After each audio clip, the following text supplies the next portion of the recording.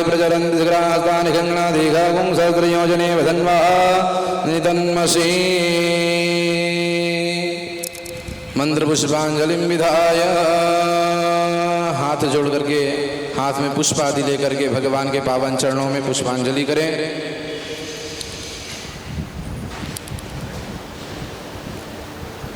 ओम मृत्युंजय महारुद्र त्राहि मां शरणागतं जन्म मृत्यु जरा रोगे पीड़ितं कर्मबन्धने।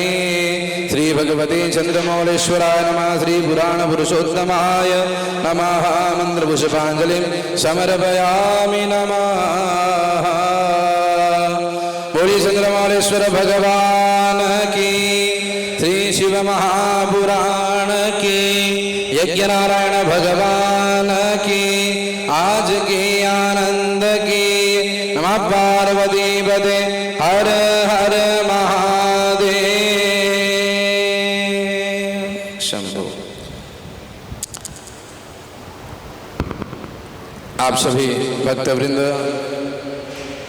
अपने अपने आसन में विराजमान हो जाएं और आज के इस श्री श्री महापुराण कथा महामहोत्सव के विश्राम दिवस की ओर हम आप सभी प्रवेश कर रहे हैं। परम पूज्य गुरुदेव श्री जी भगवान मंचासीन होकर के द्वादश ज्योतिर्लिंग की पावन महिमा की गाथा हम सभी भक्त वृंदों को अपने श्रीमुख से श्रवण कराएंगे। साथ ही जैसा कि चंद्रमौलेश्वर भगवान के मंदिर निर्माण हेतु प्रतिदिन अनेक भक्तवृंद अपनी सेवा राशि भगवान के चरणों में समर्पित कर रहे हैं, इस पावन श्रृंखला में रामचंद्र पांडे जी की पावन पुण्य स्मृति में पुत्र मुकेश कुमार पांडे जी के द्वारा 2 गज भूमि दान के लिए 11,000 रुपये की राशि आप श्री ने अर्पित की है। साथ ही जगदीश शर्मा जी की पावन पुण्य स्मृति में पुत्र श्री रजनीश शर्मा जी के शुभ संकल्प से 1 गज भूमि दान के निमित्त 51 रुपये की राशि आप श्री ने भगवान चंद्रमौलेश्वर के पावन चरणों में अर्पित की है।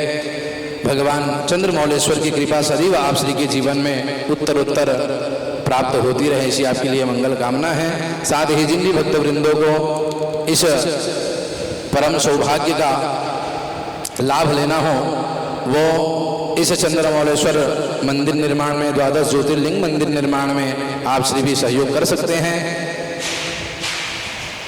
जैसा कि आप सबको विदित है कि राशि इस प्रकार से निर्धारित की गई है। आधा गज भूमि के लिए 25 रुपये की राशि, 1 गज भूमि दान के लिए 51 रुपये की राशि, 2 गज भूमि दान के लिए 11,000 रुपये की राशि, 3 गज भूमि दान के लिए 15,000 रुपये की राशि, 5 गज भूमि दान के लिए 25,000 रुपये की राशि एवं 11 गज भूमि दान के लिए 55,000 रुपये की राशि निर्धारित की गई है। साथ ही आप चाहें तो अपनी यथा शक्ति यथा भक्ति की शब्दों को सार्थक करते हुए आप से अगर चाहें तो 500, 1100 आदि भी आप इस मंदिर निर्माण में सहयोग कर सकते हैं। और आइए, पूर्व निर्धारित जो कथा का समय था लगभग वो पूर्णता की ओर अग्रसर है। पूज्य चरणों में प्रणाम निवेदित करते हुए हम सभी आज की पावन कथा की ओर प्रवेश करें। हर हर महादेव।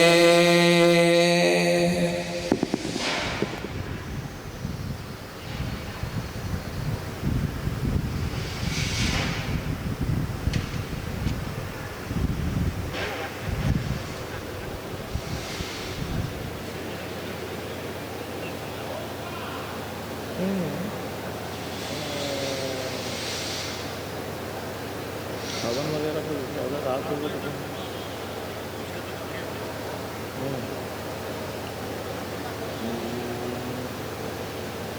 नहीं, मतलब जैसे हवन में भी तो 2-3 घंटा लगेगा ना।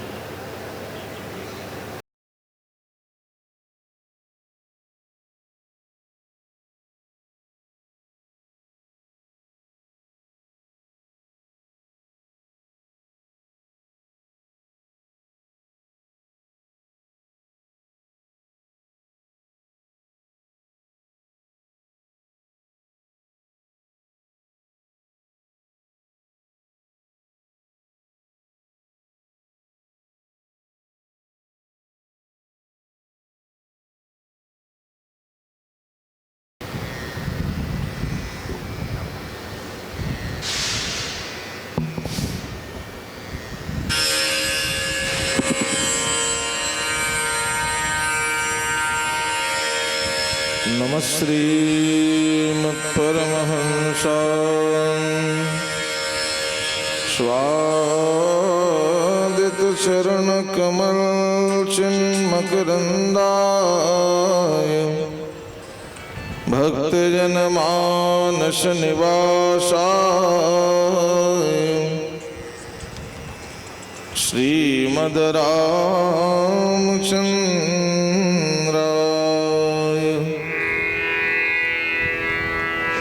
विश्वसर्गविसर्गादि नवलक्षणलक्षितम् श्रीकृष्णाख्यं परं धाम जगद्धाम नमामि तत्।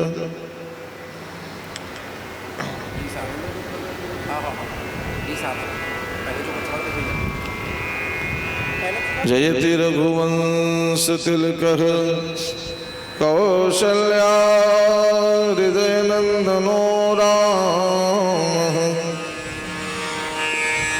दशवदन निधनकारी दाशरथी पुण्डरीकाक्षः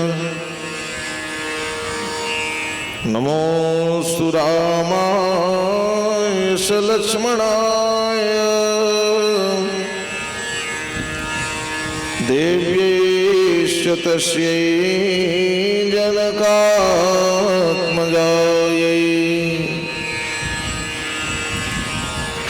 नमोऽस्तु रुद्रेन्द्रयमानिलेभ्यो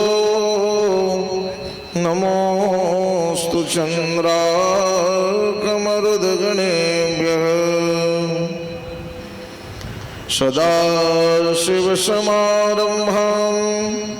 श्रीशङ्कराचार्यमध्यमाम्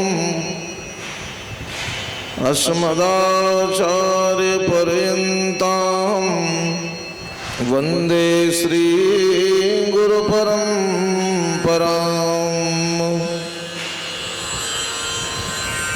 हे हनुमान महाबलवान कृपा के निधान सुजान प्रभो मम काज कहाति भारी तुम्हें जब लीने उठाय पसान प्रभु तुम जानत हो सबके जिय की तेहि ते नहीं कीन बखान प्रभु हिय की अभिलाष हूँ पूरी करो निज दास अनाथ ही जानि प्रभु।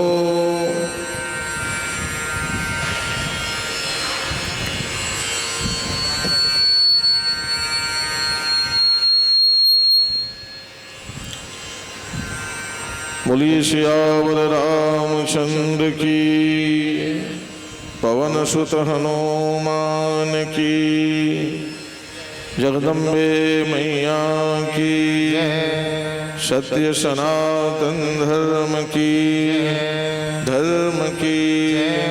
अधर्म का प्राणियों में सद्भावना हो, विश्व का कल्याण हो, गौ माता की गौ हत्या हो, जगतगुरु श्री शंकराचार्य भगवान की, अपने अपने गुरु मातु पिता की, नमः पार्वती पतये हर हर महादेव।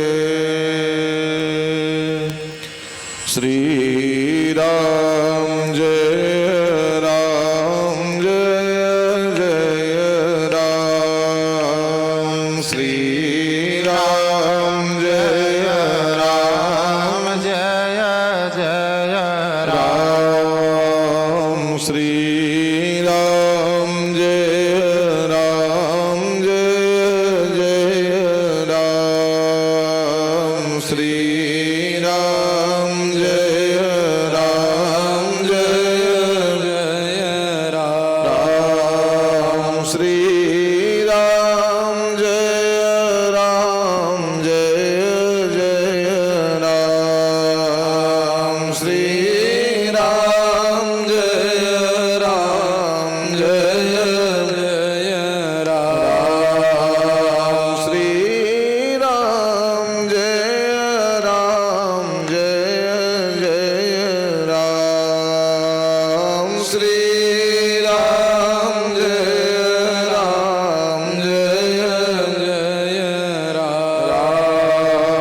श्री राम जय राम जय जय राम श्री राम जय राम जय जय राम सीता राम मनोहर जोड़ी सीता राम मनोहर जोड़ी मनोहर जोड़ी मनोहर जोड़ी मनोहर जोड़ी मनोहर जोड़ी दशरथ नंदन जनक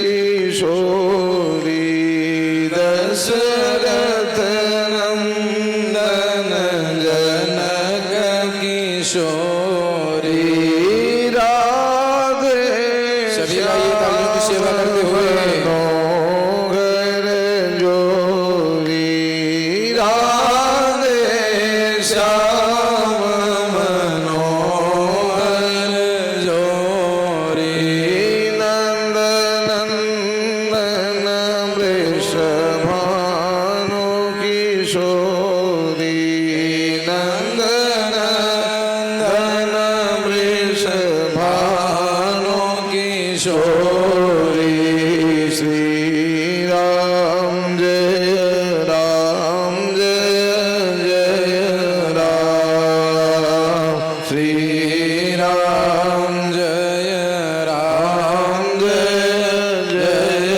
राम श्री राम जय राम जय जय राम श्री राम जय राम जय जय राम।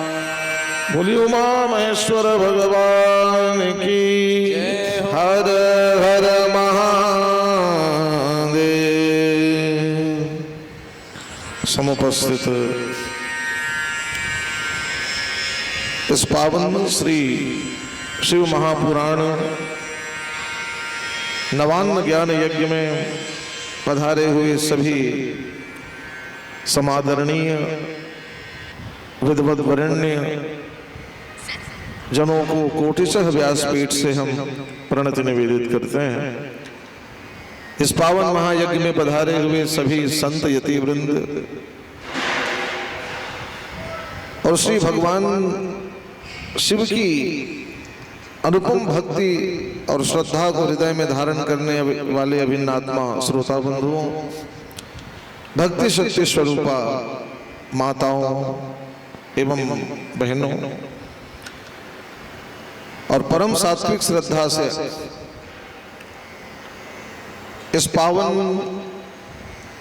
मां अन्नपूर्णा के दिव्य प्रतिष्ठान में,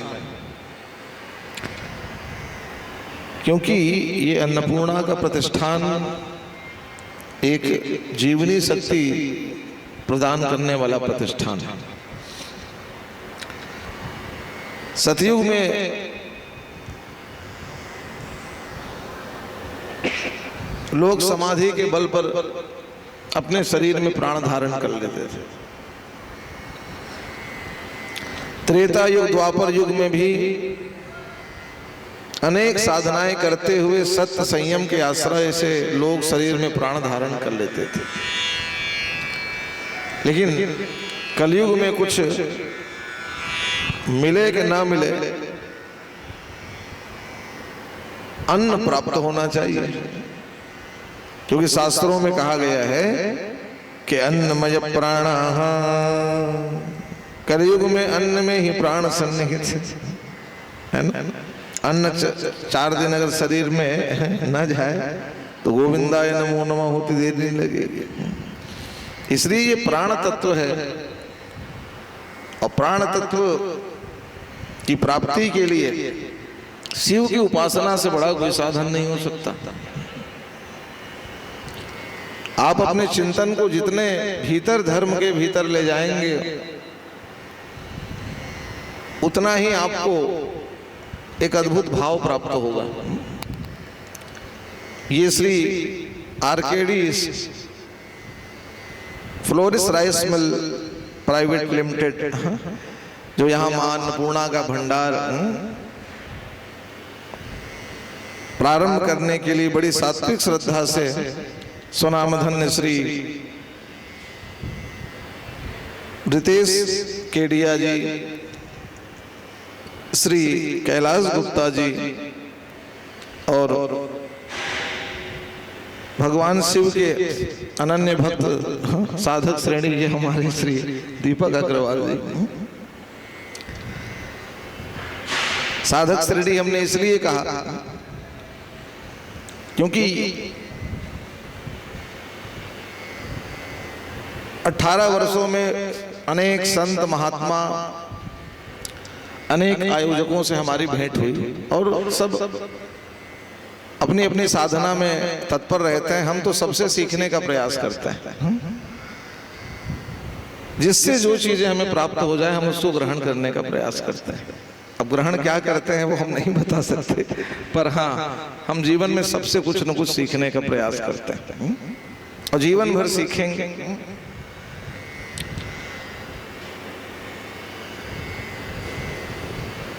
क्योंकि मनुष्य जीवन में जीवन भर मार्जन होते रहना चाहिए। हाँ, जीवन का मार्जन समय समय पर आवश्यक है। आप जहां हो वैसे ही अगर रह गए हाँ तो समझ लेना आपका उत्कर्ष नहीं हो सकता। आप चाहते हैं कि जीवन में मैं कुछ नया करूं, नया करूं, नया करूं, लेकिन नया केवल यहाँ के लिए नहीं होना चाहिए, वहां के लिए भी होते रहना चाहिए।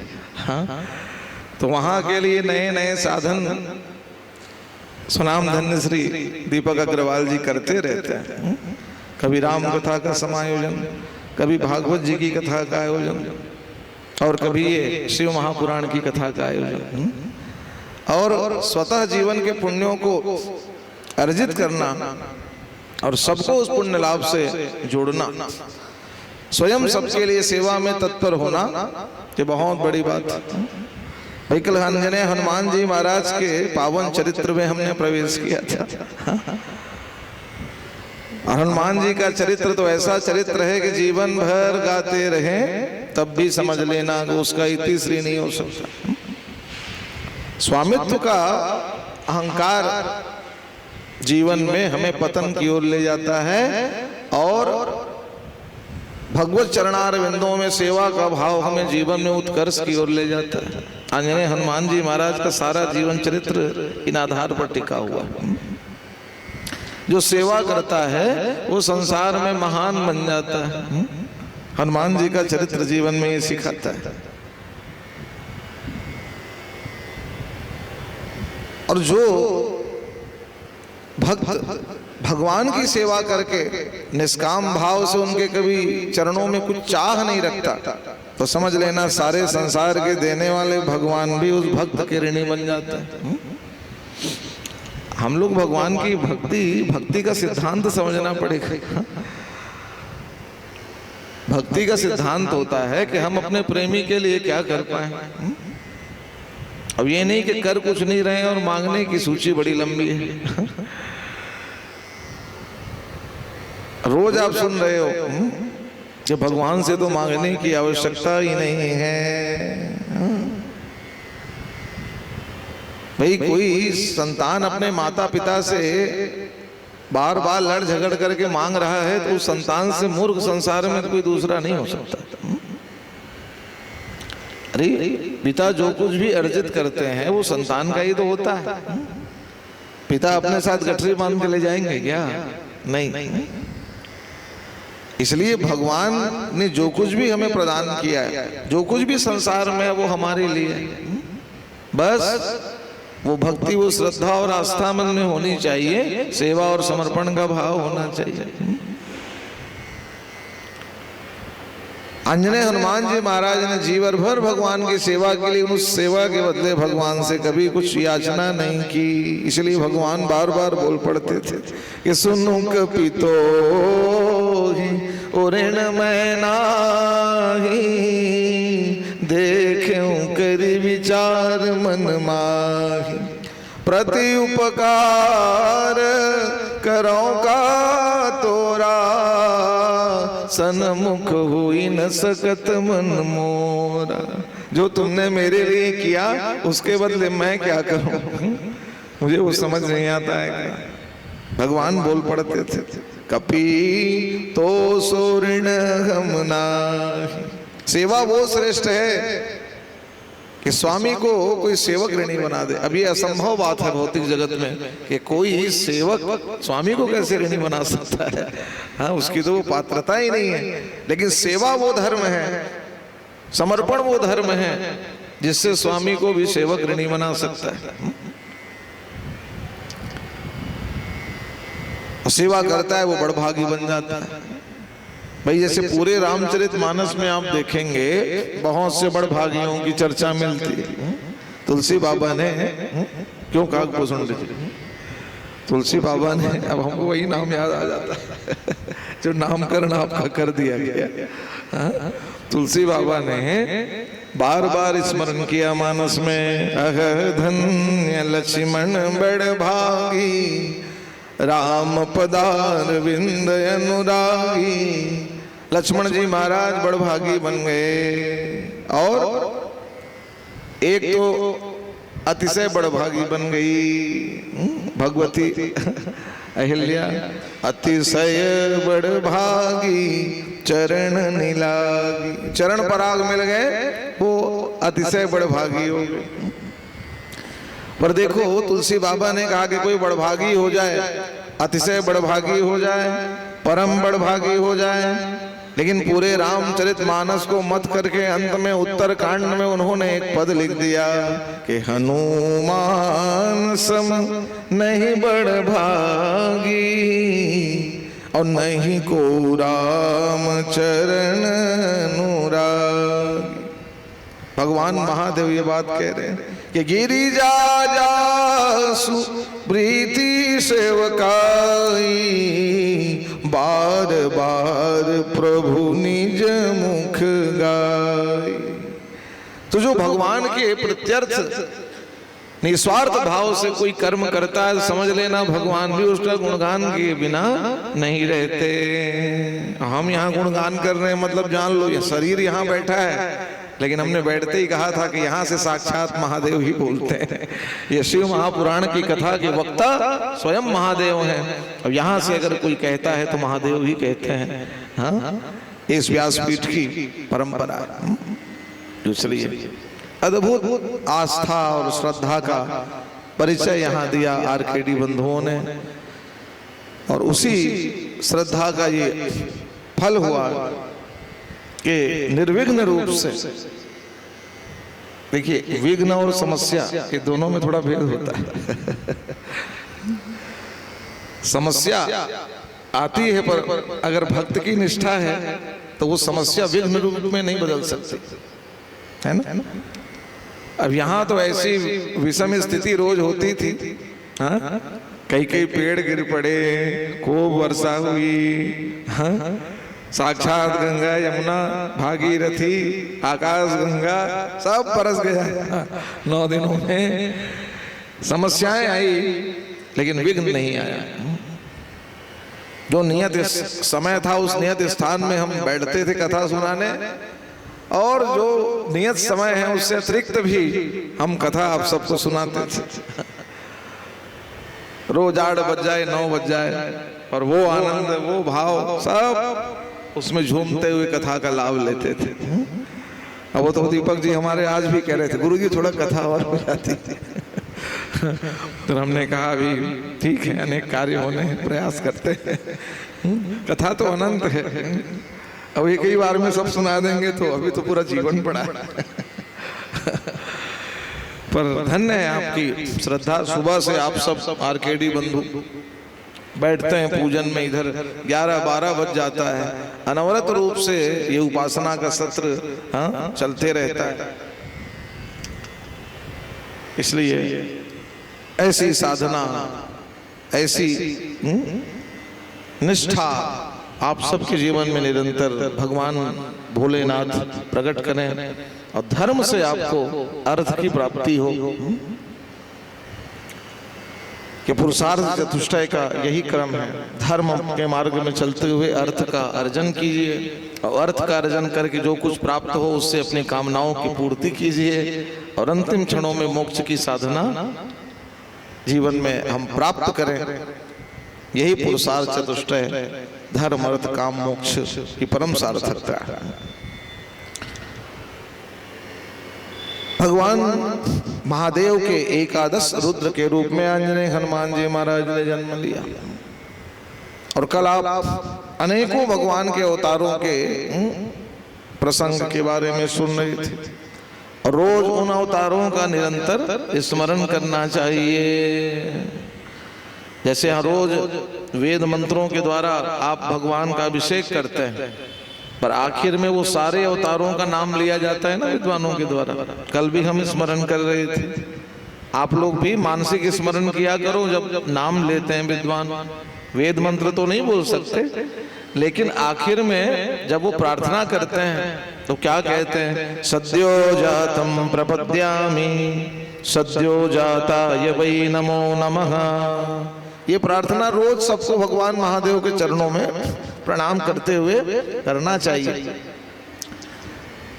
इसको निरंतर आप जब स्मरण करेंगे तो आपको कंठ भी हो जाएगा। सद्यो जातम प्रपद्यामि सद्यो जाताय वै नमो नमः। भवे भवे नाति भवे भवस्य मां भवोद्भवाय नमः। वामदेवाय नमो ज्येष्ठाय नमः। श्रेष्ठाय नमो कालाय नमः। कालाय नमः कलविकर्णाय नमः। बलाय नमः बलप्रमथनाय नमः। सर्वभूतदमनाय नमः। मनोन्मनाय नमः। अघोरेभ्यो अथ घोरेभ्यो घोरघोरतरेभ्यः सर्वेभ्यः सर्वसर्वेभ्यो नमस्ते अस्तु रुद्ररूपेभ्यः।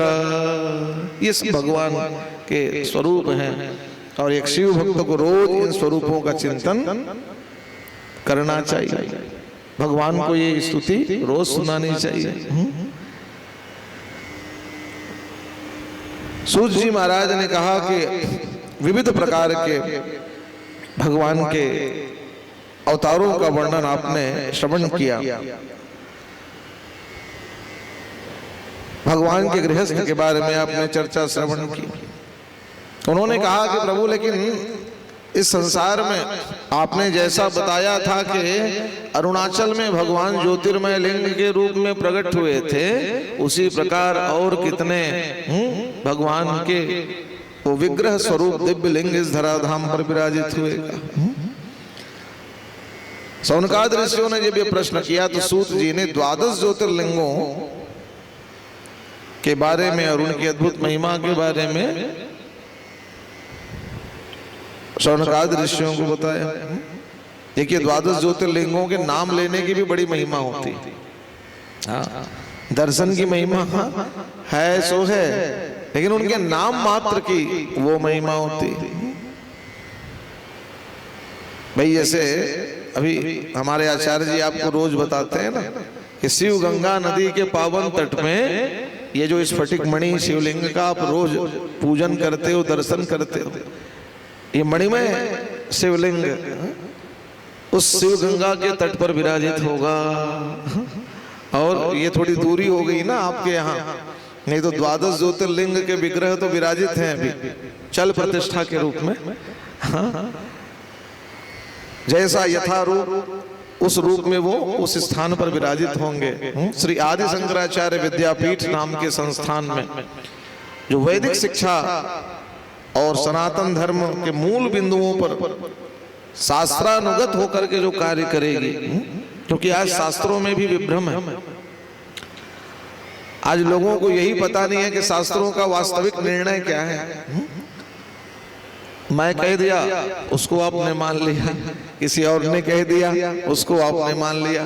करना क्या है, वेद शास्त्र क्या कहते हैं, ये लोगों को आज बोध नहीं है। और ऐसा कोई केंद्र भी नहीं है जहां सारे धर्म ग्रंथ सनातन धर्म के हो। हमने गुरु कृपा से एक उद्देश्य धारण किया कि वेदों से लेकर के जितने भी भक्त सिद्धांत के ग्रंथ हैं, जितने भी शास्त्र हैं, वो सारे वेदादि शास्त्रों को एक स्थान पर हम रखेंगे। और अक्षर को भी ब्रह्म माना गया। आप जान लीजिए, यहाँ राम नामी देखते हो ना, कितने करोड़ यहाँ लिख लिख करके सुंदर भगवान रामलला के चारों ओर रखे हुए हैं। उनके दर्शन मात्र से सारे पापों का क्षय हो जाता है। वो भी मूर्ति है, 1.25 करोड़। हाँ हाँ हाँ, वाह, इतना परिश्रम, इतनी श्रद्धा। ये आपके क्षेत्र में ऐसा स्थान है, ये बहुत बड़ी बात है। ऐसे स्थानों में सबको जुड़ना चाहिए, हाँ, सबको सेवा करनी चाहिए। जो ऐसे बालक आपके क्षेत्र में आपको सुलभ है, जिनका चिंतन इतना विशाल है, और वो चिंतन उनको कहां तक चिंतन कराएगा वही जाने। और किसी को कुछ प्राप्त है तो उसका दायित्व होता है कि सबके कल्याण के लिए उसका प्रयोग होना चाहिए। जैसे हमें भी हमारे गुरु कृपा से जो प्राप्त हुआ, हम उसका प्रयोग कर रहे हैं। हम कह रहे थे आदि शंकराचार्य विद्यापीठ नाम का स्थान शिवनाथ नदी के तट पर स्थापित होना है, और वहां 12 ज्योतिर्लिंग और स्फटिक मणि शिवलिंग विराजित हों। और 12 ज्योतिर्लिंगों की तो महिमा है, पर विचार कीजिए, 12 ज्योतिर्लिंग की यात्रा अगर किसी को करनी है तो सबसे पहले तो भाई शरीर में साधन चाहिए, सामर्थ्य चाहिए। जीवन गुजर जाता है, 12 ज्योतिर्लिंगों की यात्रा हम नहीं कर पाते। अभी अब शरीर में सामर्थ्य है तो कई बार साधन ऐसा नहीं बन पाता। देख रहे हो, केदारनाथ जाने के लिए लोग प्रयास करते हैं, लैंडस्लाइड हो जाता है। हाँ, माँ गंगा ऐसा प्रवाह दिखाती है, सब लोग बह जाते हैं। कितने लोग दर्शन करने जाते हैं, वही मोक्ष हो जाता है। हाँ, मर गए हम नहीं कहेंगे, तीर्थ क्षेत्र में जो जाता है उसका मोक्ष हो जाता है। हाँ, पीड़ा तो होती है, अपने स्वजन है, लेकिन शरीर तो नश्वर है, कि एक दिन तो प्राण छूटना है। पर तीर्थों में जाकर के प्राण त्यागना वो कोई शोक का विषय नहीं होना चाहिए। हाँ, हरिद्वार में अभी कुंभ आया हुआ था, भगदड़ मच गई। अब भाई भगदड़ भगवान थोड़ी मचाते हैं, भगदड़ तो हम मचाते हैं, धैर्य किसी को नहीं है। भगदड़ मच गई, बैरिकेड टूट गया, जो पुल बंधा हुआ था, 50 लोग मां गंगा की धारा में गिर गए। अब गिर गए तो भौतिक जगत में न्यूज़पेपर में छप गया कि 50 लोग गंगा में गिर के मर गए। हमने कहा मर नहीं, तर गए। जिस कामना को जीव जीवन भर करता है, अंतिम क्षणों में मेरे मुख में गंगा का जल चले जाता। तुलसी बाबा ने जीवन भर गाया, इतना तो करना स्वामी जब प्राण तन से निकले, गोविंद नाम लेकर फिर प्राण तन से निकले। श्री गंगा जी का तट हो, यमुना का वंशीवट हो, मेरा सांवरा निकट हो, जब प्राण तन से निकले। तो जीवन भर जो कामना करते हो भगवत कृपा से पूर्ण हो जाती है, यही मानना चाहिए। खेत का विषय नहीं होना चाहिए। लेकिन वास्तव में जितना भौतिक विकास आप कर रहे हो, उतना ही तीर्थों में विकृति फैल रही है। चिंतन इस बात पर होना चाहिए कि तीर्थ जिस रूप में है उस रूप में उनको रहने दीजिए। लेकिन आज सुविधाओं के नाम पर तीर्थों को भी विकृत किया जा रहा है। भाई हम ऐसा नहीं कि विकास के हम विरोधी हैं, विकास के हम भी पक्षधर हैं, लेकिन विकास की आधारशिला क्या होनी चाहिए, इस पर थोड़ा विचार होना चाहिए। भाई आज लोग तीर्थों में जाते हैं तो भावना क्या होती है, कोई कहे भाई हम घूमने जा रहे हैं। अच्छा, कहाँ जा रहे हो घूमने? वृंदावन। अच्छा, वृंदावन घूमने की जगह, घूमने जा रहे हैं कहाँ? ऋषिकेश। अच्छा, हरिद्वार। तो आप लोगों ने इसको घूमने की जगह बना दिया क्या? जैसे आजकल देख रहे हो जगह जगह कॉरिडोर बन रहा है। हम किसी पंथ और पार्टी के नहीं है भाई। हम तो सनातन धर्म की व्यवस्था में व्यासपीठ पर बैठते हैं और हमें किसी पार्टी से कोई प्रयोजन नहीं है। लेकिन भाई तीर्थों को आप वैश्विक बनाना चाह रहे हो, वैश्विक बनाना चाह रहे हो तीर्थों को, तो तीर्थों में तो सदा से विदेशी भी आते हैं, गंगा के बालों में बेचारे पड़े रहते हैं।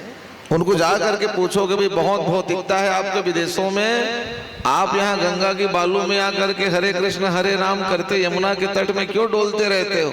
वो कहते हैं भौतिकता तो हमारे देश में भी बहुत है, लेकिन यहाँ हमको शांति मिलती है, और जो शांति इस भारतवर्ष में मिलती है समझ लेना और वो कहीं मिलने वाली नहीं। हाँ? हमको उस बात पर गौरव नहीं है ना। जब विदेशों से कोई चीज परिवर्तित होकर के आती है तो हमारे बच्चे उसको बड़े गौरव से स्वीकार करते हैं, हाँ भाई विदेश से आया, इम्पोर्टेड। और अगर यहाँ से सीधा वेद शास्त्र की बात कही जाए तो कोई उसे स्वीकार करने के लिए भी तैयार नहीं है। हमारे देश में पलायनवाद बढ़ रहा है। आप विचार कीजिए, गांव का जो व्यक्ति है वो शहर की ओर भाग रहा है, शहर का व्यक्ति नगर की ओर, महानगर की ओर भाग रहा है, महानगर का व्यक्ति मेट्रो सिटी की ओर भाग रहा है, मेट्रो सिटी का व्यक्ति विदेश की ओर भाग रहा है। और यहाँ विदेश के जो लोग हैं आकर के जंगल जंगल भटक रहे हैं। ऐसा कोई योग्य सद्गुरु मिल जाता जो वेदादि शास्त्रों का सम्यक अर्थ, सम्यक ज्ञान हमको प्रदान कर सकता। सारा ज्ञान विज्ञान जो विश्व में पाया जा रहा है वो सब हमारे धर्म ग्रंथों में नहीं थे। अभी देखिए चंद्रयान की यात्रा की सबने, चंद्रयान की यात्रा में ये सारी चीजें जो उल्लेखित हैं श्रीमद् भागवत जी में, ब्रह्म वैवर्त पुराण में, आप खोल करके देख लीजिए, वो सारी चीजें अभी हो रही है। विज्ञान के पैमाने में वो बहुत पीछे हैं, लेकिन हमारे आध्यात्मिक ज्ञान के मामले में ये सब बातें पहले ही हमारे धर्म ग्रंथों में लिख दी गई। तो इसलिए तीर्थों में त्याग के लिए जाइए आप। तीर्थे कुर्वन्ति तीर्थानि, तीर्थ आपके पर्यटन के लिए नहीं है। पर्यटन करना है तो बहुत से और भी स्थान है, घूमने फिरने जाना है दूसरे जगह जाइए। तीर्थ में हम जाएं तो त्याग की भावना से जाएं, तीर्थ में हम जाएं तो प्रायश्चित की भावना से जाएं। अब सरल अर्थ में अगर किसी को पूछ दिया जाए भाई तीर्थ क्यों आए हो, तो सरल भाषा में अगर कहा जाए तो लोग कहते हैं गुरुजी पापों को अपने धोने आए हैं, है ना। पापों के परिमार्जन के लिए तीर्थ जाने की परंपरा है। जो जाने अनजाने यहाँ पाप हो जाता है, तीर्थों में जा करके उसका परिमार्जन हो जाएगा। लेकिन परिमार्जन कब होगा? जब प्रायश्चित का भाव होगा तब होगा। परिमार्जन तो तब होगा ना तीर्थों में जाकर के शरीर को थोड़ा कष्ट दोगे। अब यहाँ तो तीर्थ पहुंचे नहीं रहते, होटल पहले बुक हो जाता है। कौन से होटल में जाएंगे भाई? थोड़ा बिल्कुल अच्छी व्यवस्था होनी चाहिए। हाँ, तीर्थों में बढ़िया खाने पीने की बिल्कुल अच्छी व्यवस्था होनी चाहिए। तो भाई जो भोग आप अपने घरों में भोग रहे हो, वही भोग अगर तीर्थों में जाकर के भोगने लग गए तो भाई तीर्थ की मर्यादा तो मिटेगी ना। हाँ, तीर्थों में आप जाते हैं तो कहीं भी पवित्रता की बात मत कहिए।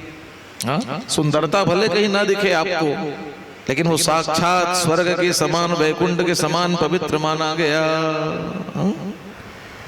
वहां ज्यादा मैला कुचैला गंदा ये शब्दों का प्रयोग मत कीजिए। तीर्थों में जाते हो तो जो कुछ भी मिल जाए उसको प्रसाद रूप में ग्रहण करो।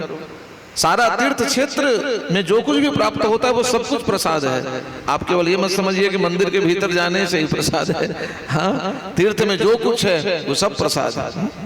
आप जाइए हमारे जगन्नाथ जी, वहां जाकर के आप देखोगे कि वेद के बड़े बड़े विद्वान जब कोई महाप्रसाद मंदिर में पा करके उठता है, उसके पत्तल से जो वहां अन्न गिरा होता है उसको महाप्रसाद बोल करके वो वेद के बड़े बड़े विद्वान ग्रहण कर लेते हैं। हम लोगों ने भी ग्रहण किया।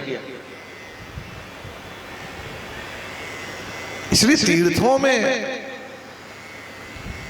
जाएं तो अपने पापों के प्रायश्चित की भावना से जाए। हम तो ये कहेंगे कि यहाँ भले जाने अनजाने हमसे भूल हो जाए, पाप हो जाए, लेकिन जितना हम यहाँ सावधान रहते हैं उससे कई गुना ज्यादा सावधान तो तीर्थों में रहना चाहिए। क्योंकि यहां अगर पाप हो गया ना तो तीर्थों में वो विनष्ट हो जाता है। पाप प्रक्षालन के लिए तीर्थ भगवान के द्वारा बनाए गए साधन है हम जैसे जीवों के इस चोले की धुलाई के लिए। लेकिन यहां अगर दाग लग गया तो तीर्थों में धुल जाएगा। लेकिन अगर जाकर के तीर्थ में इस चोले में दाग लगाओगे ना, हाँ तो समझ लेना उसके धुलाई का कोई दूसरा स्थान नहीं है, वज्रलेप हो जाए। अन्य क्षेत्रे कृतम पापम पुण्य क्षेत्रे विनश्यति, पुण्य क्षेत्रे कृतम पापम वज्रलेपो भविष्यति। पुण्य क्षेत्र में अगर पाप करोगे वज्रलेप हो जाता है, जीवन में कभी नहीं मिटेगा। इसलिए जीवन में जब हम तीर्थों में जाएं तब तो और चिंतन होना चाहिए। जो है प्रसाद रूप में ग्रहण कर लो, हाँ पालो। लेकिन एक स्वभाव और होता है लोगों का, भाई जब तीर्थों में जाते हैं ना तो कभी कभी भोजन भंडारा सब लगा रहता है। जहाँ जैसे ये तीर्थ स्वरूप स्थान है, रोज भोजन भंडारा चल रहा है। तीर्थों में भी आप लोग जाते होंगे, भोजन भंडारा करवाते हैं। तो कई लोगों का स्वभाव होता है, जब हम कल्पवास आदि में निवास करते थे ना तो देखते थे कई लोगों का स्वभाव होता है कि वो बिल्कुल प्रसाद पाते ही घूमते रहते हैं। एक शिविर में गए, अरे क्या बन रहा है, हलवा पूड़ी पा लिया। दूसरा उसका साथी कहता है, अरे यहाँ तो हलवा पूड़ी है, वहां तो रबड़ी मिल रही है, चलो वहां चलते हैं। दिन भर वो भेंट ही लेते रहते हैं और प्रसाद प्रसाद बोल करके खाते ही रहते हैं। अरे भाई वो तो पुण्य कमा रहा है जो वहां जाकर के कुछ सेवा दे रहा है। आप क्या करने गए हो तीर्थों में? हाँ, आपके पुण्य का भाग तो उसने प्राप्त कर लिया, आप थोड़ा कुछ अपने लिए करोगे या नहीं करोगे? कोई बात नहीं, कई बार सामर्थ्य नहीं रहता कि हम सबको भोजन भंडारा करा सकें, कोई बात नहीं। प्रसाद पाइए, कोई दे रहा है तो मना नहीं, लेकिन प्रसाद पाइए और 4 लोगों की पत्तल थोड़ा और उठा दीजिए, इतना तो कर सकते हो ना तीर्थों में। हाँ, 4 लोगों का पत्तल और उठा दीजिए, खुद खाइए, 4 लोगों को कम से कम परोस तो सकते हो, सेवा तो दे सकते हो अपने शरीर से। तीर्थों में जाओ तो कम से कम उतना तो कर दो।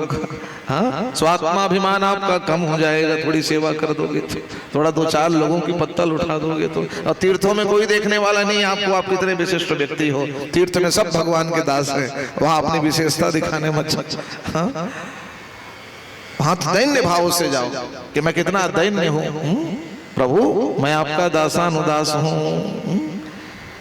भगवान के पास जाओ तो ये भाव लेकर के जाओ कि मेरे से बड़ा कोई पापी नहीं, मेरे से बड़ा कोई दुष्ट नहीं, अधमात अधम मैं हूँ प्रभु। तब दैन्य भाव हृदय में जागृत होता है कि अपनी विशिष्टताओं को लेकर के भगवान के सामने कभी मत जाओ। भगवान के सामने जा करके कहो कि प्रभु मुझसे बड़ा तो संसार में कोई पापी ही नहीं है। मौसम कवन कुटिल खल कामी, ये भाव लेकर के जाओ।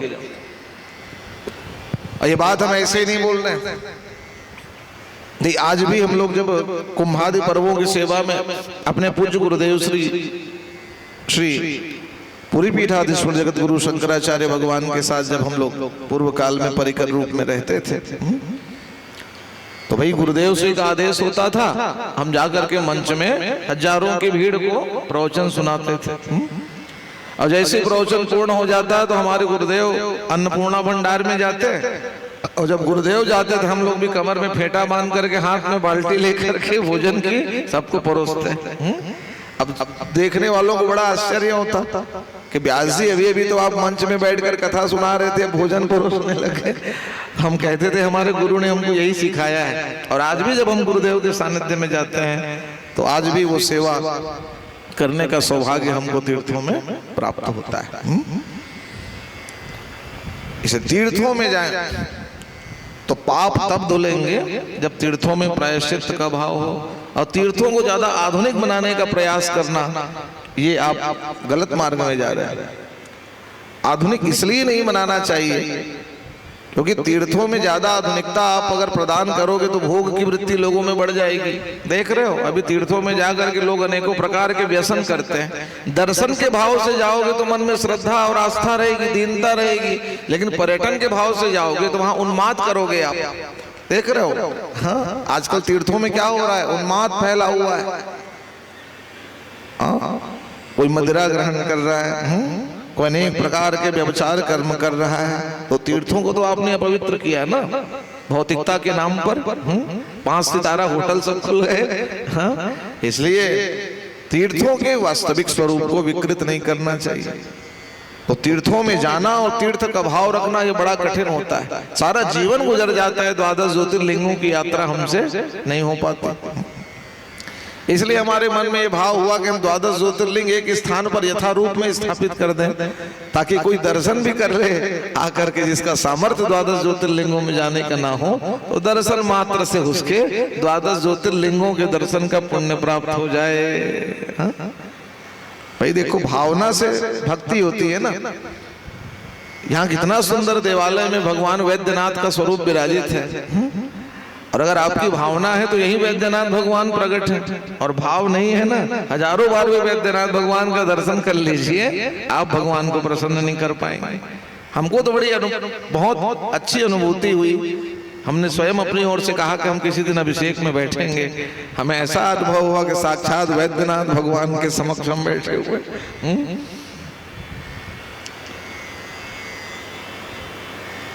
इसलिए हमने कहा कि भाई थोड़ी इत्र से भगवान की सेवा की जाए। और जैसा हमने भाव मन में लाया और तुरंत वो सेवा हो भी गई। पूछ रहे थे कि गुरु जी कैसी सेवा हो। हाँ, एक बात जरूर है कि रासायनिक चीजों का प्रयोग भगवत सेवा में ना हो। ये जो आजकल ऐसा उसमें स्प्रीड होता है, भगवान को कष्ट हो सकता है, इसलिए स्प्रीड से बने चीजों का प्रयोग, आधुनिक जो चीजें होती है उनका प्रयोग जहां तक हो सके देव पूजन आदि में ना करें।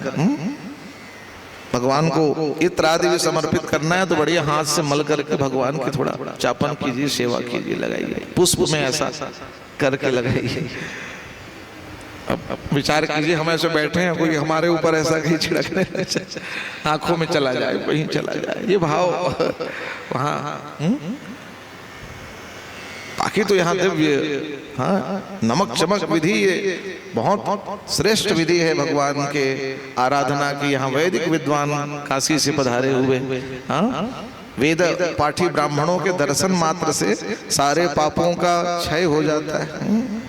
हमने पहले भी कहा कि वेद ही साक्षात शिव का स्वरूप है। वेद शिव शिवो वेद वेदाध्यायी सदा शिव। वेदाध्यायी ब्राह्मण का दर्शन साक्षात शिव का दर्शन माना गया। हाँ, ये शास्त्र कहते हैं। तो इसलिए यहाँ सब विद्वान यहाँ दिव्य भगवत स्वरूप में तप कर रहे हैं, साधन कर रहे हैं। हाँ, इनकी साधना का ये फल है। जो साधन आप नहीं कर सकते वो साधन ब्राह्मण करता है आपके लिए, भगवान से निवेदन करता है। इसलिए ऐसे ब्राह्मणों का तो जीवन में सदा कृतज्ञ रहना चाहिए। 7 घंटे 8 घंटे वो तप करते हैं हमारे लिए। हम जो भी उनको उनकी वृत्ति प्रदान करते हैं वो अत्यल्प है, ये आप जान लें, क्योंकि वो जो करते हैं उससे अनंत रूप में हमें जो भगवान की कृपा प्राप्त होती है उसकी तुलना कोई नहीं कर सकता। परमार्थ की प्राप्ति के लिए वो एक साधन हमारे जीवन में बनते हैं। ऐसे ही सारे ब्राह्मण देवता। शौनकाद ऋषियों ने 12 ज्योतिर्लिंगों की महिमा सुनाने का निवेदन किया। सूत जी ने उन 12 ज्योतिर्लिंगों का स्मरण किया। तो अभी हम कह रहे थे 12 ज्योतिर्लिंगों का दर्शन करो, तीर्थानुगमन करो, और नहीं कर सकते तो नाम ले लो का। नाम लेने मात्र से, श्रद्धा से वो 12 ज्योतिर्लिंगों के अवगाहन का पुण्य हम सबको प्राप्त हो जाता है। तो आइए, शिव महापुराण में 12 ज्योतिर्लिंगों का नामस्मरण सूत जी महाराज कर रहे हैं, और उनके साथ हम लोग भी वो 12 ज्योतिर्लिंगों का नाम स्मरण करें। हाथ जोड़ करके सभी हमारे साथ 12 ज्योतिर्लिंगों का नाम लीजिए, और नाम लेने मात्र से उनके अवगाहन का पुण्य फल हम सब प्राप्त करें। बोलिए 12 ज्योतिर्लिंग महादेव की जय। हमारे बोलने के बाद आप उनके नाम दोहराते जाएं ताकि आपको नाम लेने में थोड़ी आसानी होगी। सौराष्ट्रे सोमनाथस्य सौराष्ट्रे सोमनाथश्च श्रीशैले मल्लिकार्जुनः श्रीशैले मल्लिकार्जुनः उज्जैन्यां महाकाल उज्जैन्यां महाकाल ओंकारे चामरेश्वरः ओंकारे चामलेश्वरः केदारो हिमवत्पृष्ठे केदारो हिमवत्पृष्ठे डाकिन्यां भीमशङ्करः डाकिन्यां भीमशङ्करः वाराणस्यां च विश्वेश वाराणस्यां च विश्वेश त्र्यम्बको गौतमी तटे त्र्यम्बको गौतमी तटे वैद्यनाथस्थिता भूमौ वैद्यनाथस्थिता भूमौ नागेशो दारुकावने नागेशो दारुकावने सेतुबन्धे च रामेशो सेतुबन्धे च रामेशो भूष्मेशस्य शिवालये मे सस्य शिवालये। बोलिए द्वादश ज्योतिर्लिंग महादेव की ये द्वादश ज्योतिर्लिंगों का नाम जो कोई भी नित्य श्रद्धा से स्मरण करता है, भगवान शिव की कृपा से उसके जीवन भर के पापों का क्षय हो जाता है। इसलिए दिन भर में जितना पाप आदि ज्ञात अज्ञात रूप से हमसे हो जाता है, एक बार इन द्वादश ज्योतिर्लिंगों का स्मरण कर लें, सारे पाप पुण्य जीवन के नष्ट हो जाते हैं। सूत जी महाराज ने बताया कि सर्वप्रथम सौराष्ट्र गुजरात में सोमनाथ भगवान विराजते हैं और जिनके जीवन में क्षय रोग होता है, अनायास जिनके जीवन में कुष्ठ रोग आदि की प्रवृत्ति हो जाती है, ऐसे लोगों को जाकर के सोमनाथ की उपासना करनी चाहिए। और चर्म रोग से जो ग्रसित जीव हैं, कुष्ठ रोग से जो ग्रसित जीव हैं, उनको जाकर के सोमनाथ की उपासना करने से उस चर्म रोग से निवृत्ति की प्राप्ति होती है। बोली सोमनाथ भगवान की। द्वितीय शिवलिंग कहा गया मल्लिकार्जुन शिवलिंग। आप सुन रहे थे कि कार्तिकेय कुमार कवियोग जब मां पार्वती नहीं सह पाई तो वो जाकर के मल्लिकार्जुन में विराज गई। और आज भी जिन माताओं के गर्भ से संतान का जन्म नहीं होता, बार बार संतान गिर जाता है, स्रवत गर्भा है, किसी संतान के विषम पीड़ा से अगर कोई माता पिता व्याकुल हैं तो जाकर के उस मल्लिकार्जुन का दर्शन करना चाहिए श्रद्धा से। श्रीशैल पर्वत में विराजित भगवान मल्लिकार्जुन का जो दर्शन करता है, उसके संतान से संबंधित सारी पीड़ाओं की निवृत्ति उसे प्राप्त होती है। ये उस मल्लिकार्जुन शिवलिंग के दर्शन करने का फल शिव महापुराण में बताया गया।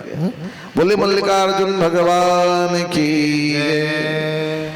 तीसरा शिवलिंग कहा गया भगवान का दिव्य उज्जैन में विराजित महाकालेश्वर शिवलिंग। महाकालेश्वर शिवलिंग की वो महिमा बताई गई कि जिस भी जीव के गोचर में अगर अकाल मृत्यु का योग बन रहा है, किसी भी प्रकार से अगर कोई भी अकाल मृत्यु को प्राप्त कर रहा है, दुर्घटना में या किसी भी प्रकार से शरीर में कोई भी अत्यधिक बाधा है जिससे प्राण हानि का योग बन रहा है, तो ऐसे जीव को जाकर के श्रद्धा से प्राण रक्षा की कामना से उज्जैन का महाकाल जो दिव्य जीवंत शिवलिंग है उसका जाकर के दर्शन करना चाहिए। जो भी भगवान महाकाल के चरणों में जाकर के अकाल मृत्यु से मुक्ति की कामना करता है, भगवान महाकाल के दर्शन का वो प्रभाव बताया गया कि उस जीव को अकाल मृत्यु से मुक्ति की प्राप्ति होती है। वो महाकाल ज्योतिर्लिंग के दर्शन का फल बताया गया। बोलिए महाकालेश्वर भगवान की जय। तत्पश्चात कहा कि ओमकारेश्वर महादेव जो साक्षात भगवान के निर्गुण ज्योतिर्मय का स्वरूप माना गया,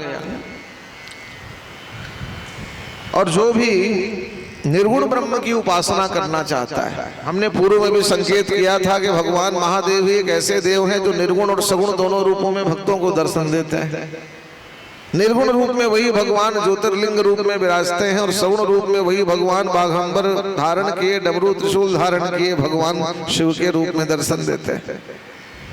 लेकिन जो निर्गुण का उपासक है उसे जाकर के ओमकारेश्वर शिवलिंग की उपासना करनी चाहिए।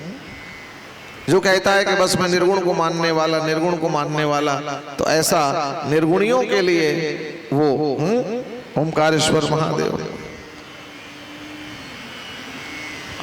और जिसके जीवन में कोई गुण नहीं रहता, कोई पात्रता नहीं रहती, कोई योग्यता नहीं रहती, उसके बाद भी अगर वो भगवत कृपा को पाना चाहे तो उसके लिए ओमकारेश्वर महादेव का दर्शन परम अमोघ माना गया।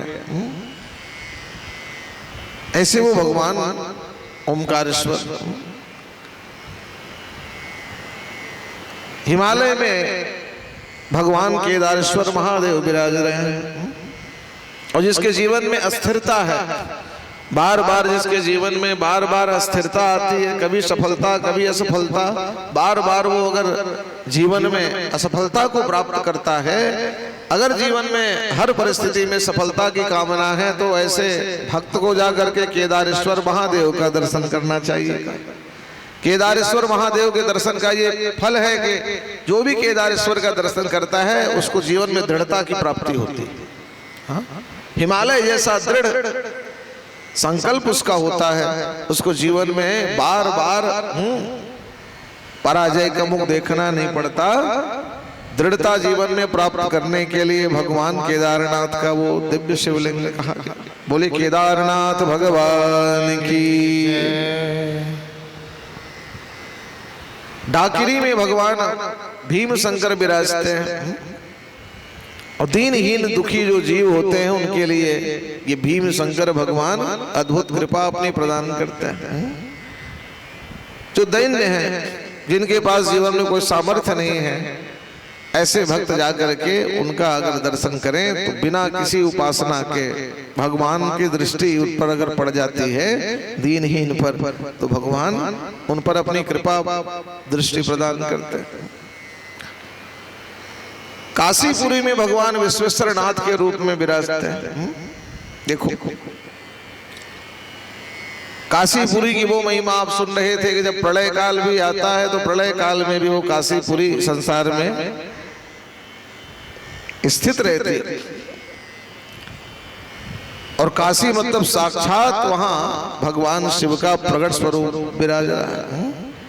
जैसे श्री वृंदावन धाम में ठाकुर जी नित्य प्रकट विराज रहे हैं, उसी प्रकार वो काशीपुरी की महिमा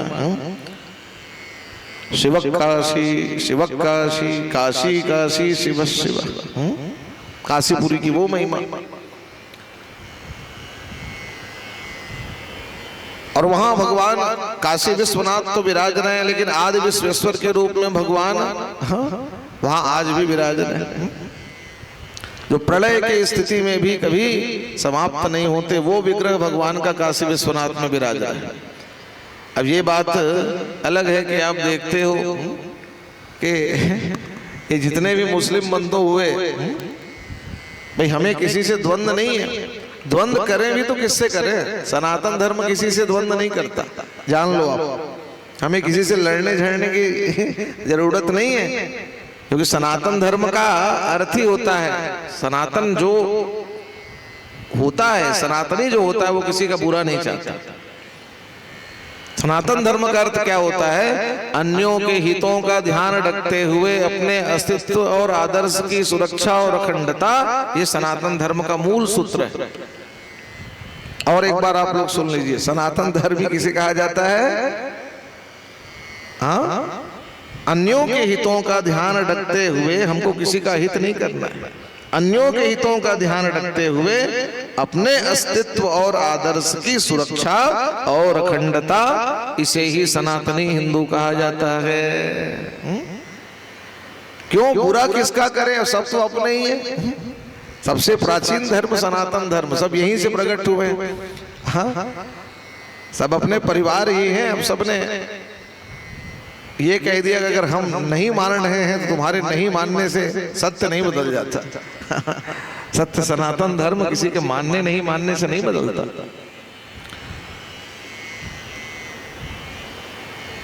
लेकिन हाँ, इनके द्वंद्व का भाव इसी से प्रकट हो जाता है कि भाई जब मुगल इस धराधाम पर आए, भारत भूमि में आए, तो उस समय तो जनसंख्या भी उतनी नहीं थी। आप तो जहां चाहो वहां अपना मस्जिद बना सकते थे, लेकिन जहां जहां मस्जिद बनाया मंदिरों के ऊपर ही बनाया तुमने। ये तुम्हारी भावना शुद्ध नहीं है। हाँ, तुमसे द्वंद्व नहीं रखते, लेकिन भाई ऐसा क्यों किया?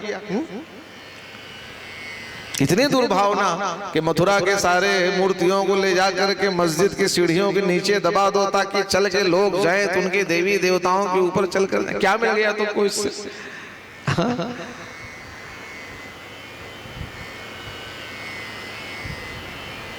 ऐसी कुत्सित विचारधारा। और स्पष्ट रूप से आप ये जान लीजिए कि धर्म ग्रंथों का स्वाध्याय अध्ययन तो करना चाहिए। उनका भी देखें कि लिखा क्या है। उनके कुरान शरीफ में ये बात लिखी गई है कि जो मुसलमान नहीं है, जो गैर हिंदू, हमको कहा जाता है काफिर। जो हिंदू है उसको कहा जाता है काफिर।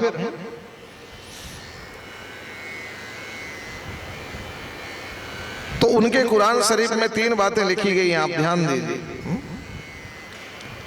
उनके जो पैगंबर हैं उन्होंने ये बात लिखी। पहली बात तो ये लिखी कि जहां कहीं भी कोई हिंदू दिख जाए, सबसे पहले कुरान शरीफ के अनुसार उसका धर्म परिवर्तन कराओ। पहला तो धर्म परिवर्तन कराओ, दूसरा नहीं करा सकते तो मार डालो, और तीसरा अगर धर्म परिवर्तन नहीं करा सकते, मार नहीं सकते, तो उचित समय की प्रतीक्षा करो। अब समझ लो, जिसके 3 सिद्धांत है और तीनों पवित्र नहीं है, तो कितना भी आप भाईचारा की बात आप करो ना हिंदू, और ये नेताजी लोग करें तुष्टीकरण करने वाले, कभी मुसलमान भाईचारे की बात नहीं करेगा। आप समझ लो ये बात। अब करेगा भी ना तो अवसरवादिता की प्रतीक्षा करेगा, सही मौका आने दो रे। हम किसी के द्वंद्व में नहीं कह रहे, ये तो उनके धर्म ग्रंथ में लिखा है भाई। अब वो तो अपने धर्म ग्रंथ को संविधान से ऊपर मानते हैं। हाँ, इसलिए इस फेर में मत रहिए आप कि वो कभी हमारे हो पाएंगे, असंभव। हाँ, आप भले वो हो जाओगे अगर आपने अपने मान बिंदुओं की रक्षा पर दृढ़ता नहीं दिखाई। हाँ? आज भी आदि विश्वेश्वर भगवान की प्रतीक्षा नंदीश्वर महाराज कर रहे हैं। अब विचार करो, वो नंदी जो इतने विशाल हैं, आप जो काशी विश्वनाथ गए होंगे, जिस आदि विश्वेश्वर के ऊपर उन्होंने मस्जिद बनाया, नंदीश्वर को देखेंगे तो नंदीश्वर कितना विशाल वहां विराज रहे हैं। अब नंदीश्वर उतने विशाल हैं तो आदि विश्वेश्वर समझ लो कितने विशाल होंगे। हाँ, विशाल शिवलिंग अभी भूगर्भ में दबा हुआ है। और ये जो अभी शोध में आया ना, न्यायालयीन प्रक्रिया में के एक फव्वारा, तुम्हारी बुद्धि की बलिहारी है फव्वारा। हाँ? अरे वो आदि विश्वेश्वर भगवान शिवलिंग को उन्होंने निकालने का प्रयास किया, उखाड़ने का प्रयास किया, विनष्ट करने का प्रयास किया, पर बहुत प्रयास करने पर भी जब वो मुगल सफल नहीं हो पाए, उन्होंने उनके ऊपर एक छोटा सा ऐसा आकृति बना दिया, बाद में कह दिया कि ये फव्वारा है। अरे उस समय क्या कोई बिजली चलती रही होगी जो तुम फव्वारा चलाओगे? इसलिए ये कपोल कल्पनाएं सज्जनों। और वो दिन दूर नहीं कि भगवान आदि विश्वेश्वर का भी हम लोग जाकर के काशी में दर्शन करेंगे। ऐसी कामना, ऐसी प्रार्थना भगवान से किया करो आप लोग, क्योंकि हम तो बचपन से कथा गा रहे हैं। हमारे पुराने रिकॉर्डिंग आदि को अगर आप सुनेंगे तो हम लोग तो बहुत समय से ये बात कहते थे। बड़ी पीड़ा होती थी जब भगवान राम लला को छपरी में बैठे हम अयोध्या में देखते थे। तो हम अपने श्रोताओं से निवेदन करते थे कि भाई भगवान अपने लिए मंदिर थोड़ी बनवाएंगे। हम लोग जाकर के बस भगवान से यही कहते, प्रभु मेरा घर बन जाता, मेरा बंगला बन जाता। हम श्रोताओं से कहते थे, भगवान राम के पास जाते हो तो बोलते हो प्रभु आपको बढ़िया, हाँ हम अयोध्या में बैठे राजा के रूप में देख लेते। कौन बोलते हो? हम सारे श्रोताओं को बोलते थे, जाओ अयोध्या तो भगवान से कहो कि प्रभु जीते जी ये कृपा कर देना कि आपको भव्य अयोध्या में राम लला के रूप में हम बैठे अपने जीते जी देख ले इन आंखों से। ये बोला करो भगवान से कि भाई कोई माता पिता अपने लिए थोड़ी कुछ करेंगे। माता पिता बड़े झोपड़ी में रहे पर वो चाहते हैं कि हमारा संतान बड़े बड़े महलों का सुख भोगे। हाँ, अपने लिए वो कुछ करना नहीं चाहते, संतान के लिए करना चाहते हैं। लेकिन संतान का भी तो कुछ दायित्व तो बनता है। हम कहें कि प्रभु आप महलों में विराजिए, तो माता पिता अपने लिए भले कुछ करे कि ना करे, पर संतान जब निवेदन कर देता है तो संतान के निवेदन को भगवान कभी नहीं ठुकराते। तो भगवान से बोलो कि प्रभु आपका अयोध्या देखने को मिल जाए। हाँ, धीरे धीरे सब लोगों ने बोला और बहुत संघर्ष के पश्चात ये वो दिन आएगा कि हम लोग भव्य श्री राम लला को अयोध्या के राम मंदिर में विराजे देखेंगे। हमारा जीवन धन्य होगा। भगवान से मांगा करो। उसी प्रकार भगवान शाम सदाशिव से शिव महापुराण की कथा से आप लोग भी मांगिए कि प्रभु आपका आदि विश्वेश्वर लिंग पूजन करने का सौभाग्य हम सबको प्राप्त हो। ये भगवान महादेव से भी आप लोगों को मांगना चाहिए। हर हर महादेव, बोलिए आदि विश्वेश्वर भगवान की। मांगना चाहिए भगवान से कि प्रभु आपका भी भव्य मंदिर हम देखें। और भगवान श्याम सुंदर से भी बोला करो, राम लला से बोला, शिव जी से बोला, और भगवान श्याम सुंदर से भी बोला करो कि हे भगवान मथुरेश, मथुरा में दिव्य भव्य हाँ आपका विग्रह और विराजित हो। मथुरा में भी आपका कृष्ण जन्मभूमि में दिव्य विग्रह हमें आपके वास्तविक जन्म स्थान में देखने का सौभाग्य मिले। भगवान से बोलना चाहिए। आज भी वो आदि विश्वेश्वर लिंग वहां विराजित है।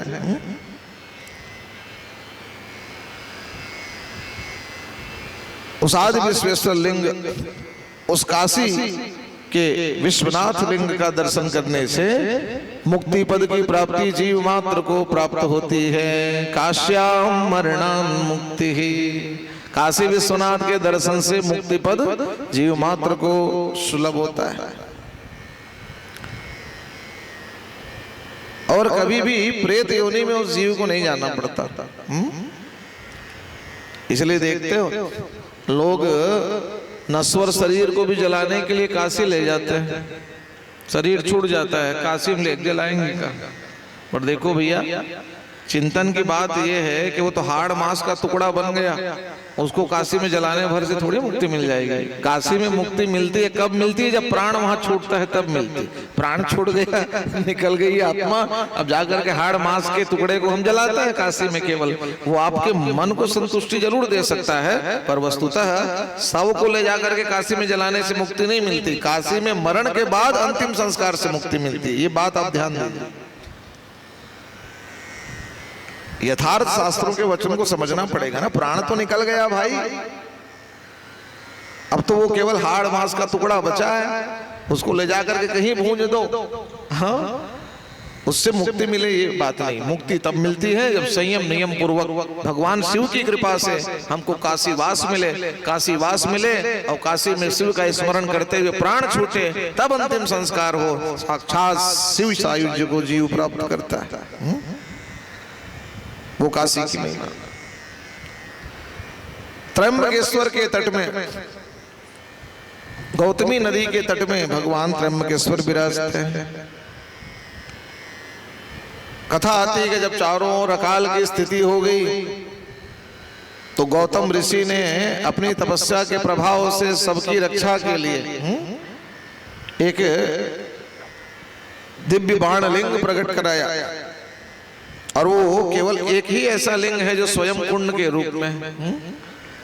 शिवलिंग तो ऊपर की ओर उठा हुआ होता है, पर वो ऐसा शिवलिंग है जो अंगुष्ठ भाग ब्रह्मा विष्णु महेश के रूप में नीचे की ओर गहराई है।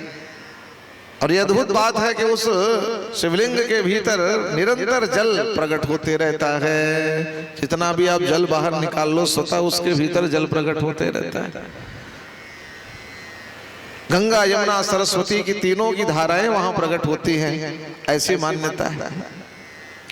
गौतम ऋषि ने समस्त अकाल से व्यथित लोगों के लिए उस दिव्य स्थान में भगवान त्र्यंबकेश्वर को प्रकट किया। बोलिए त्र्यंबकेश्वर महादेव की जय। और जब देवताओं ने ये बात जानी कि हमारे कार्यों का विरोध कर रहे हैं गौतम जी महाराज, तब देवताओं ने द्वेष पूर्वक गौ हत्या का पाप गौतम ऋषि को लगवा दिया।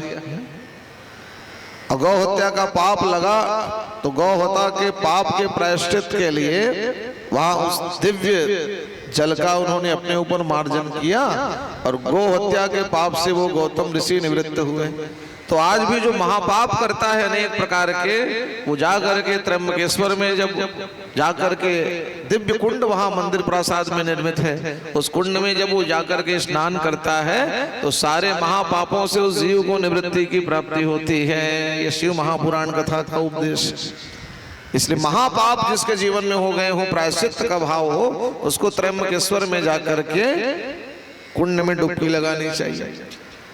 गोचर में अनेक जो दोष होते हैं कुंडली में, काल सर्प दोष आदि जिसे कहा जाता है, उन सारे दोषों की निवृत्ति उस त्र्यंबकेश्वर में जाने से हो जाती है। चिता भूमि में भगवान वैद्यनाथ विराजते हैं, जिनके जीवन में भूत प्रेत बाधादि का अधिक प्रयोग होता हो। हाँ, कई लोगों की छाया ही ऐसी होती है कि भूत प्रेत बाधा उनको जीवन में जल्दी प्रभावित कर देती है। ऐसे लोगों को जाकर के चिता भूमि में भगवान वैद्यनाथ का दर्शन करना चाहिए। सारे प्रेत बाधाओं का शमन भगवान वैद्यनाथ की कृपाओं से हो जाता है। बोले वैद्यनाथ भगवान की जय। और तब भगवान नागेश्वर दारुका वन में विराजते हैं और सर्व कामनाओं को पूर्ण करने वाले वो भगवान नागेश्वर के भगवान रामेश्वर विराजते हैं अद्भुत रामेश्वर नाम के स्थान पर। वो दिव्य स्थान जहां पर भगवान रामेश्वर विराजते हैं, वो रामेश्वर बाणलिंग स्वयं भगवान राम के द्वारा निर्मित है। भगवान राम स्वयं कहते हैं कि जो इस रामेश्वर बाणलिंग का दर्शन मात्र कर लेता है उसको दिव्य वैकुंठ पद की प्राप्ति होती है। जय रामेश्वर दर्शन करी हही, ते तनु तज सुरलोक सिधरी। जे गंगा जल आनी चढ़ावई, जो गंगा जल ला करके चढ़ाए वो तत्क्षण मुक्ति पद को सुलभ कर लेगा। ये रामेश्वर बाणलिंग की महिमा है। साक्षात भगवान राम ने भगवान शिव की भक्ति से परिपूरित होकर के उस बाणलिंग का निर्माण किया। और बाणलिंग का जो दर्शन करता है रामेश्वर के, उसको समस्त शत्रुओं पर विजय की प्राप्ति होती है। शत्रुओं पर अगर विजय प्राप्ति का भाव मन में है तो जाकर के रामेश्वर बाणलिंग का दर्शन कीजिए, सारे शत्रुओं का समन भगवान शिव की कृपा से हो जाता है। जो रामेश्वर नहीं गए होंगे तो हम व्यासपीठ से आमंत्रित कर देते हैं आपको। श्रावण महीने में इन्हीं दिनों में हमारी रामेश्वरम में कथा है। हाँ, आप लोग सादर आमंत्रित हैं। रामेश्वरम में दक्षिण द्वार में अग्रसेन भवन, पूर्व में भी वही हमारी कथा हुई थी और फिर शिव महापुराण की कथा श्रावण में रामेश्वरम में होनी। पहले बद्रीनाथ में हम जाएंगे, पट खुलते ही गंगोत्री यमुनोत्री का जल लेंगे, फिर उसके बाद फिर रामेश्वरम में भी कथा का समायोजन। जो नहीं गए वो चलिएगा हमारे साथ, हम तो जल चढ़ाएंगे तो चढ़ाएंगे, आप लोग भी चढ़ाइए श्रावण महीने में। बोले रामेश्वरनाथ भगवान की जय। और शिवालय में भगवान घुश्मेश्वर विराजते हैं और जिनके जीवन में शाश्वत सुख की कामना है, शांति की कामना है, ऐसे लोगों को जा करके घुश्मेश्वर भगवान की आराधना करनी चाहिए, तो सारे जीवन में सुख और शांति की प्राप्ति होती है। देखो यहाँ 12 ज्योतिर्लिंगों के साथ हमने 12 उपाय भी आपको बताया जो शिव महापुराण में वर्णित थे। अनेक उपाय आप लोग करते हो ना, तो भाई भगवान के दर्शन का उपाय करो भाई, इससे ज्यादा तो कष्ट नहीं होगा ना। जो जो कष्ट जीवन में सामान्यतः हमारे आपके आते हैं, वो सारे कष्ट केवल भगवान महादेव के 12 ज्योतिर्लिंगों के दर्शन से मिट जाते हैं। हाँ, इसलिए आप 12 ज्योतिर्लिंगों का आश्रय ग्रहण कीजिए, श्रद्धा से उनका दर्शन कीजिए, तो सारे पापों से, सारे कष्टों से भगवान महादेव हम सबको निवृत्ति प्रदान करेंगे। बोले महादेव भगवान की जय। शिव शंकर नमामि शंकर, शिव शंकर शंभो। जय शिव शंकर नमामि शंकर, शिव शंकर शंभो। जय शिव शंकर नमामि शंकर, शिव शंकर शंभो। जय शिव शंकर नमामि शंकर, शिव शंकर शंभो। जय शिव शंकर नमामि शंकर, जय शिव शंकर नमामि शंकर। जय शिव शंकर नमामि शंकर, जय शिव शंकर नमामि शंकर। शिव शंकर शंभो, शिव शंकर शंभो। जय शिव शंकर नमामि शंकर, शिव शंकर शंभो। जय शिव शंकर नमामि शंकर, शिव शंकर शंभो। शिव शंकर शंभो,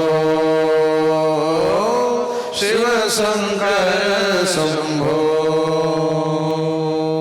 बोलिए उमा महेश्वर भगवान की जय। अद्भुत सूत जी महाराज ने 12 ज्योतिर्लिंगों के प्राकट्य की महिमा चौनकाद ऋषियों को श्रवण कराई और बताया कि ज्योतिर्मय लिंग केवल 12 नहीं है, अनेक रूपों में भगवान स्वयंभू इस धराधाम पर प्रकट हुए। चलिए, आपने उन लिंगों का दर्शन किया हो तो अच्छी बात है, नहीं किया हो तो श्रवण मात्र से, श्रद्धा से उनके वो गहन का पुण्य फल हमको प्राप्त हो जाता है। और इसलिए भी हम बता रहे हैं, कभी गए तो उन लिंगों का दर्शन जरूर करना।